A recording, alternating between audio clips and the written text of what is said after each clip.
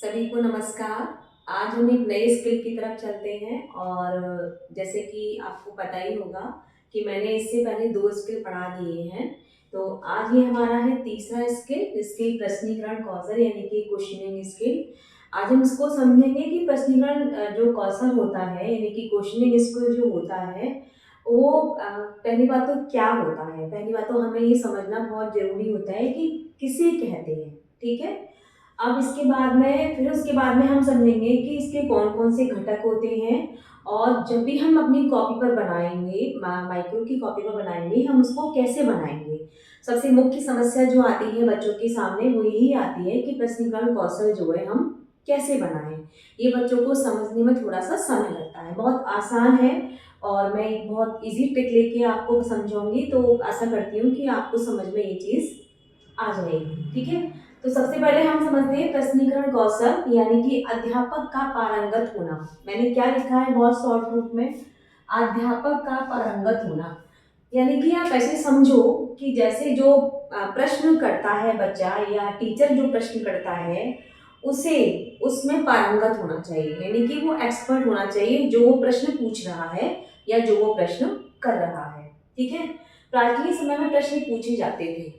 आपको पता ही होगा जो आपने पुराने समय में जो चीज़ें पढ़ी होंगी, उसमें क्या होता था, गुरु और शिष्य आपस में प्रश्न पूछते थे, आपस में एक-दूसरे से क्वेश्चनों का आंसर देते थे। तो जो बच्चे के मन में जिज्ञासा होती थी उसको वो शांत कर लेते थे अपने गुरु से प्रश्न पूछ कर कि गुरु ऐसे नहीं तो ऐसे क्या होगा? आचार्य जी ऐसे क्या होगा? इसका मीनिंग्स क्या हुआ या इसका अर्थ क्या हुआ?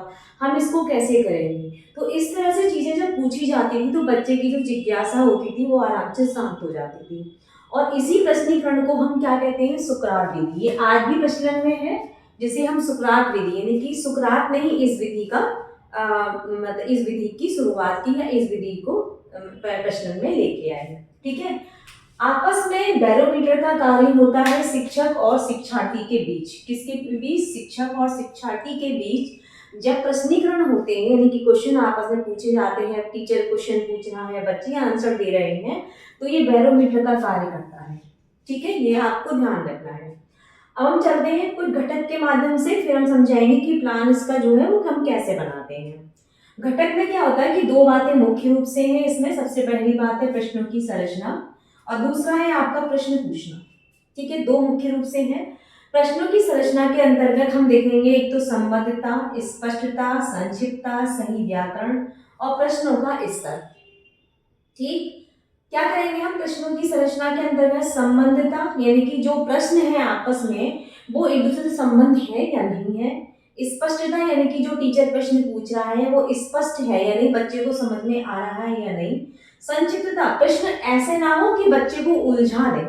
प्रश्न कैसे होने चाहिए? जो बच्चे को आसानी से सीधे सीधे शब्दों में समझ में आ जाए कि टीचर क्या प्रश्न पूछ रहा है, जिसका वो आसानी से उत्तर दे सके। सही व्याकरण की, जब टीचर कोई प्रश्न पूछ रहा है उसकी जो व्याकरण है, यानी कि ऐसा नहीं हो कि प्रश्न मतलब कहीं का कुछ और पूछ रहा है, ऐसा नहीं कहीं का ईंट कहीं के रोने वाले, हमें मुहावरे का प्रयोग नहीं करना है। हमें क्या करना है? सही व्याकरण का प्रयोग करते हुए उस क्वेश्चन को पूछना है। प्रश्नों का स्तर, अब प्रश्नों का स्तर है लो है, मिडिल है, हाई है, ये तीनों डिपेंड करता है कि सबसे पहले जो बच्चे से प्रश्न पूछा जाता है वो लो लेवल का होता है, फिर मिडिल और फिर हाई। यानी कि जब आप कोई टॉपिक पढ़ाते हैं छोटा सा, जब टॉपिक की जब शुरुआत करते हैं, मानो आपने 4 लाइन पढ़ा दी तो बच्चे से बहुत बेसिक क्वेश्चन पूछोगे आप, ठीक है? सेकंड आता है आपका मिडिल, यानी कि जैसे ही आपको लगा कि बच्चों को बेसिक समझ में आ गया है इस चैप्टर का, तो वो आप क्या करोगे? आपका थोड़ा सा लेवल बढ़ा दोगे, ठीक है? अब मानो आपने बच्चे को पूरा चैप्टर पढ़ा दिया है तो आप उससे घुमा फिरा के क्वेश्चन भी पूछ सकते हो, जो कि हाई लेवल की संज्ञा में आता है। अब आती है बात प्रश्न पूछना। प्रश्न पूछते समय पर टीचर को यानी कि अध्यापक को किन किन बातों का ध्यान रखना चाहिए? सबसे पहले गति यानी कि स्पीड, आवाज यानी कि वॉइस, विराम यानी कि पॉज यानी कि वितरण और इनके डिस्ट्रीब्यूशन। अब प्रश्न पूछते समय इस बात का भी ध्यान रखना चाहिए कि जो प्रश्न टीचर पूछ रहा है उसकी गति क्या है। गति कैसी होनी चाहिए? प्रश्न के अनुसार उसकी गति होनी चाहिए। आवाज, आवाज यानी कि जो धीमी है या तेज है।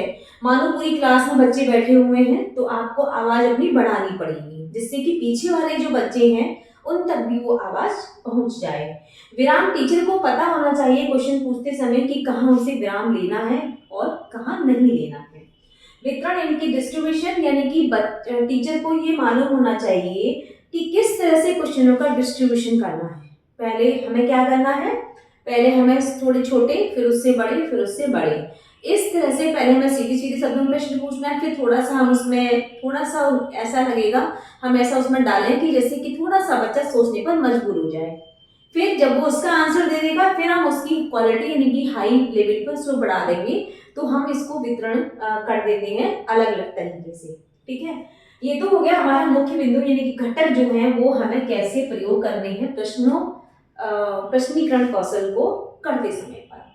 अब मुख्य बिंदु पे बात आती है कि जो आपको बनाना है प्लान। ठीक, प्लान में क्या होगा, प्लान में हम ये चार्ट बना लेंगे, आमने सामने बनता है, ये तो आपको मालूम ही होगा।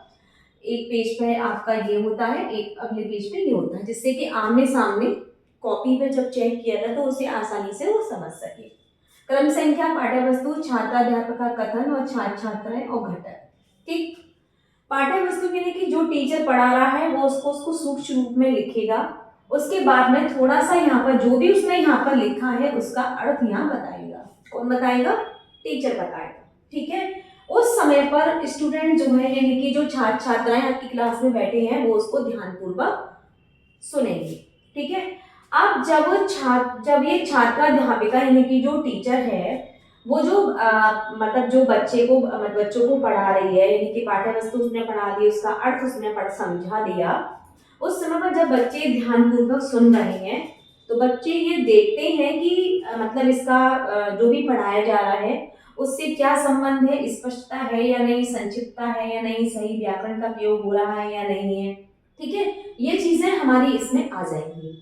अब घटक का प्रयोग हम कब करेंगे, तो यानी कि गति, आवाज, विराम, इस तरह का हम देखेंगे कि कहां पर क्या आना है। ठीक, अब तीसरी बात आती है इसमें, जो हमने पढ़ाया यानी कि जो टीचर ने पढ़ाया उससे संबंधित प्रश्नीकरण कौशल में हम 7-8 क्वेश्चंस बना सकते हैं, बहुत सिंपल तरीके के। ठीक है, कि जो हमने यहाँ पढ़ाया उसका अर्थ जो हमने समझाया उससे संबंधित हमारे 8 क्वेश्चन बन जाते हैं, 7 या 8। जब आप पहला क्वेश्चन पूछेंगे बनाएंगे तो उसका उत्तर बच्चे दे ही देंगे, फिर दूसरा, फिर तीसरा, फिर चौथा, फिर पांचवा, फिर छठा, सातवां और ये 8वां। ठीक है, अब उसके बाद क्या करना है कि बच्चे से आपने प्रश्न पूछा और बच्चे ने उसका उत्तर दे दिया। अब यहाँ पर हम घटक का प्रयोग करेंगे। ठीक है, मानो वो क्वेश्चन जो है आपस में संबंध हो रहा है, किससे, किससे संबंध है, ये हो स्पष्ट हो ही रहा है तो घटक नंबर 1 का जो है सेकंड पार्ट आ जाएगा, फर्स्ट भी आ जाएगा। प्रश्न यदि संक्षिप्त है तो नंबर 3 भी घटक नंबर 1 का थर्ड पार्ट आ जाएगा। सही व्याकरण का यदि कुछ क्वेश्चन में प्रयोग हुआ है तो सही व्याकरण का 4 घटक आ जाएगा, है ना। और प्रश्नों का स्तर यानी कि प्रश्न का जो स्तर है, लो है, मिडिल है या हाई है, तो जाहिर सी बात है प्रश्न का जो स्तर है वो आपका कैसा है, वो इसमें घटक का प्रयोग यहाँ पर हो जाएगा। तो इसमें हम आराम से, और जो प्रश्न पूछ रहा है टीचर वो आपका उसकी स्पीड, आवाज, विराम और डिस्ट्रीब्यूशन किस तरह से है, उन घटकों का हम इस तरह से प्रयोग करते हैं। समझ में आ गई मेरी बात? मुझे आशा है कि आपको मेरी बात समझ में आ जाएगी कि हमें घटक का प्रयोग प्रश्नीकरण कौशल में कैसे करना है। ठीक है, तो अधिकतर क्या होता है कि सबसे ये जो 1 का जो है 4 जो है, ये 5 नंबर का जो घटक है वो हमारे कुछ लास्ट मोमेंट पे आएगा। वो क्यों आएगा, क्योंकि स्टार्टिंग में जितने भी क्वेश्चन पूछे जाएंगे, देखो 1 2 3 4 इसमें आ जाएगा आपका 1 2 3 एंड 4 तो आ जाएगा, लेकिन 5th नहीं आएगा। प्रश्नों का स्तर जो है वो लो लेवल का ही होगा। ठीक है, लो लेवल का ही होगा ना, तो लो, मिडिल और हाई। तो हम इसका क्या करेंगे, हम इसको धीरे धीरे बढ़ाएंगे। स्टार्टिंग में तो हम बहुत बेसिक सा क्वेश्चन पूछेंगे, सेकंड नंबर से हम प्रश्न का उत्तर अपना पूछना शुरू कर सकते हैं, और यदि आप चाहें तो भी दे भी सकते हैं, देखो इसमें कोई बड़ी बात नहीं है, 5th भी हम दे सकते हैं। ठीक है, और यदि नहीं भी दिया तो कोई प्रॉब्लम्स नहीं है। ठीक है, घटक में, लेकिन हमें क्या करना है, वॉइस यानी कि स्पीड, वॉइस और पॉज और डिस्ट्रीब्यूशन का हमें मुख्य तौर से ध्यान रखना है, कि प्रश्न जो है वो किस तरह से पूछा जा रहा है। मानो किसी ने प्रश्न पूछा बहुत सिंपल तरीके से, तो उसकी हमें देखना पड़ेगा उसकी स्पीड क्या है, एकदम बोला जा रहा है, अब उसमें आवाज़ कैसी है, उसमें कहीं विराम है या नहीं, उसमें वो जो क्वेश्चन का जो वितरण हुआ है, यानी कि जो डिस्ट्रीब्यूशन हुआ है, वो किस लेवल का है, ये हमें देखना होगा। उसी के हिसाब से हमें यहाँ पर पॉइंट नंबर जो घटक जो 2 है, 2 में हमें ये सारी चीजें इस तरह से हमें यहाँ पर लगानी होगी। आशा करती हूँ आपको ये वीडियो समझ में आएगी। अब बात आती है इसमें थोड़ा सा सहायक सामग्री। देखो सहायक सामग्री के जो हेडिंग होता है वो तो चाहे आप घटक के बाद में भी यूज कर सकते हैं, ठीक है, या फिर आप चाहें तो घटक से पहले भी यहाँ पर एक कॉलम बना के आप इसको सहायक सामग्री लिख सकते हैं। ये सबके जो भी कॉलेज में पढ़ाए जाते हैं सबका अलग अलग पैटर्न होता है बताने का। तो कुछ कहीं पर जैसे मानो हिंदी में आप पढ़ रहे हो तो हिंदी में क्या है आप यहाँ भी लगा सकते हो, पहले भी लिख सकते हो, है ना। कुछ टीचर्स पहले भी लगा देते हैं, मानो अब उन्होंने घटक लिखवा दिए, उसके बारे में वो हो गया, उसके बाद में फिर आपका सहायक सामग्री होगी। तो इस तरह से ये अपने अपनी इच्छा के अनुसार है, तो उसमें टेंशन वाली बात नहीं थी। आप यहाँ पर इसको सहायक सामग्री के रूप में भी लिख सकते हैं। और इसमें सबसे बड़ी बात, आप जो इसे यहाँ पढ़ा रहे हैं, यदि आप यहाँ प्रयोग करते हैं सहायक सामग्री का, तो जो आप यहाँ पढ़ा रहे हैं इस विषय से संबंधित, यानी कि इस पाठ्य वस्तु से संबंधित आप यहाँ पर एक चार्ट का प्रयोग कर सकते हैं। किसका प्रयोग कर सकते हैं?